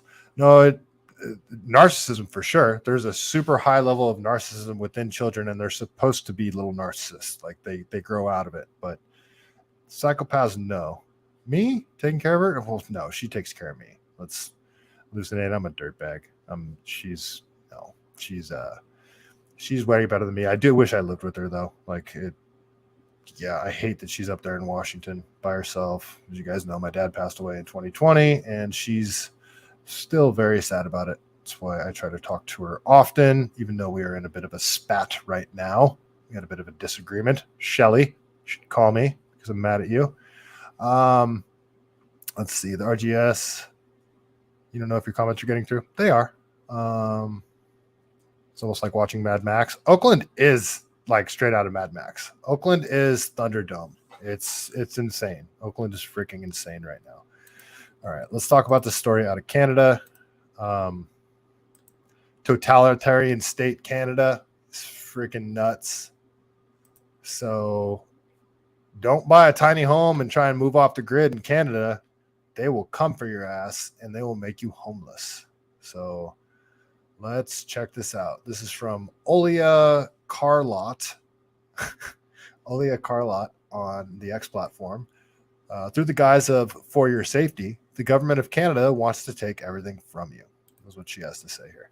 So this is a family that decided to do the tiny home thing, and they're living the dream. And the government of Canada said, no soup for you. Appear to be living the tiny home dream. They designed this tiny home themselves, nestled in their forested property near Peachland. Kitchen, fridge, nice live edge tables that I milled up myself. For 5 years, the couple and their dogs lived a peaceful and sustainable life here, until the day they found a stop work order posted on their front door. So I called up the regional district and said, hey, what's this all about? I'm not building. I've been living here for years. And the bylaw officer informed me that that's not allowed. And yeah, I have to comply immediately. The issue, the district says the home doesn't meet building code, safety standards, or land use designations. And health officials classified their gray water discharge as domestic sewage. Gray water is like your laundry and stuff like that. Like, it's not sewage. They're just coming after these people just to come after them. That's all they're doing. And wait till you hear the politician talk. He is the scummiest of the scummy. These two people probably have a way tinier carbon footprint than the majority of Canadians. And they're going after them because they have laws that they can impose, like the freaking totalitarians they are. Now, the district has ordered King to remove the tiny home by the end of next month or face a $1,000 fine and legal action. They gave him 2 months. 2 months to uproot his entire life. I definitely don't agree with it. It's like I've said before, I'm doing no harm to anyone around me. I don't think this is an environmental hazard. I think this is a very sustainable and reasonable way to live. Not according to the district, however, which has issue with the way the tiny home was built. They certainly need permits. They need to follow the BC building code. And this Todd Cashin guy, this douchebag, is the one who is justifying destroying these people's lives because they didn't get permits. So they're going to destroy them. And they need to be done in a way that's safe for people and also for the environment. Safe for what people? Them? There's no one around them. Oh, you're destroying their lives for their safety. I get it now. So do you think that this home isn't safe for him and his wife? Brady, I think that that's something that our staff have been working with for a couple of years now. Oh, you've been debating with your staff whether his home that he built himself on his own land is safe for him. And you've determined that it's not, so you're going to destroy him and his wife's life. That's what you're doing in your goofy little sweater. To try and ensure that whatever's built on that property is built with permits. So that's all they care about is these permits. No, they didn't kick up to the government, so we're going to crush them. And they're going to do it under the guise of for your safety. That's all this is. These freaking communists. This is more fascist. This is just, they're psychopaths. They're pieces of shit. They're garbage human beings. To ensure that they meet the BC building code. The couple say they have nowhere to take their home and feel they're being forced off their land unnecessarily. And the thought of it, given the deadline, to be 8 weeks to be out of a place and you don't know where you're supposed to go. 8 weeks. They gave him 8 weeks. This is Justin Trudeau's government. See, if a lot of places in America, if they tried to do that, there wouldn't even be an interview. They'd ask him for questions and you just see the guy rack his shotgun. Come and get it. Like, that's what it would be. They don't have guns. It's mentally draining. I don't think they know what this does to people. No, they do. They know exactly what it does to people, and they're perfectly fine doing it. They're perfectly fine crushing you and destroying your life. Homeowners feel the district's bylaws are outdated considering the current housing crisis and only serve to make more people homeless. That's the thing too. Canada, I guess housing is insane. The pricing in Canada, housing is just, everybody's costs are going through the roof, very similar to California. So Canada and California have a ton in common. Gavin Newsom and Justin Trudeau have a ton in common. They're both psychopathic dictators. California is a totalitarian state, straight up. That's Justin Trudeau's Canada for you. So that's Justin Trudeau's California or Canada. Sorry. All right, you know what? Yep, that is all I'm going to talk about tonight. I was going to talk about the Kaylee girl that got her head beat against the concrete, but I don't know the outcome of that yet, so I'm not going to talk about that. I don't know what condition she's in. I can't verify. It seems like she has severe brain damage, but yeah, that's a horrible situation too. So I'm sure you guys saw the girl that got in a fight and the other girl got on top of her and started bashing the back of her head against the concrete, and she got severely injured. I don't know if she's dead, but to me that was attempted murder. Yeah, that's all I'll say about it. Yeah, the last thing they want is people free and independent. Yeah, Justin Castro. Yeah, he's a freaking garbage bag. The whole joke of him being Castro's son, there's like legitimate evidence that he might be Castro's son. Like, he does look a lot like him. He looks more like Castro than he does about his own father. And you look at the photos of Justin Trudeau's mom, how she's looking at Castro. I don't know. It's a joke, but I don't know. Okay. All right, folks. I think that is all I got for the evening. All you guys, thank you so much for hanging out in the chat. The RGS, Casey Martin, Eric, Wally World, Hallucinate, Matty Bracco. All you guys, thank you guys so much for hanging out. I'm glad you were here. I'm not positive I'm going to be doing a show tomorrow night. I am going to try, but I have a ton of crap that I'm working on in the background here, and I might just need a full day to do it. So I'm not positive I'm going to do a show tomorrow night. I will let you guys know by, say, noontime tomorrow if I'm going to be doing a stream. I need to be consistent with this. This is my job now, so I need to be consistent with it, doing it every night. And yeah, so I don't want to skip shows, but yeah, I got a lot going on. There's exciting things happening, terrifying things happening. I'm hoping I can make this work. There's a lot that's up in the air right now, but exciting times, scary times. Thank you guys all for being here. Thank you guys all for your support. Again, if you want to hit that like button, it helps the algorithm on whatever platform you're watching on. The repost button helps a lot. And yeah, you know what? Here. Also, I always forget to do this. I have, if you guys go to if you're watching on X, there's a little icon next to my name. It's got a little tip button. If you guys want to support the show, it's also got the, this is my GiveSendGo that I got set up. So givesendgo.com/GACW6. If you guys want to contribute to what I'm doing, I will have a website up hopefully within a month or so, but yeah, that's how you can support the show if you want to. It is everything helps and it's always appreciated. So, but whether you do or not, thank you guys so much for being here. It is a pleasure doing this. I love this show. Sunshine Daydream. I have a Sunshine Daydream. I have a hard time saying that word for some reason. Your Sunshine Daydream is hard for me to say. Sunshine Daydream. It's just hard for me to say.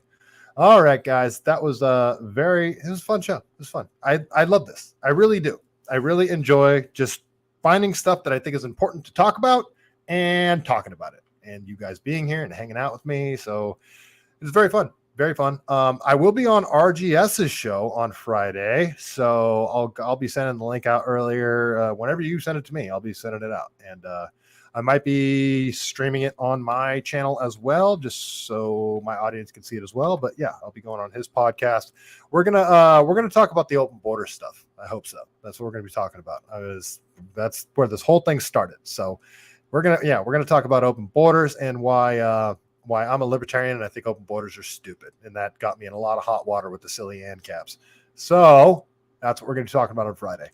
But yeah, it's thanks again. Thank you guys for being here. It was a blast, and hopefully I will see you guys tomorrow. I'll let you guys know by around noon. But before we get out of here, you know how we do it. We got to tell a joke from the greatest book ever written, Truth About Chuck Norris. Let's see what we got tonight. Okay. All right. You guys ready for the Chuck Norris joke of the evening? I hope you are, because here it comes. I think this is a good one, too. I think I like it. All right. It is little known fact that only 3 things will survive the apocalypse: cockroaches, Chuck Norris, and Chuck Norris's beard. And on that note, stay Cali-based.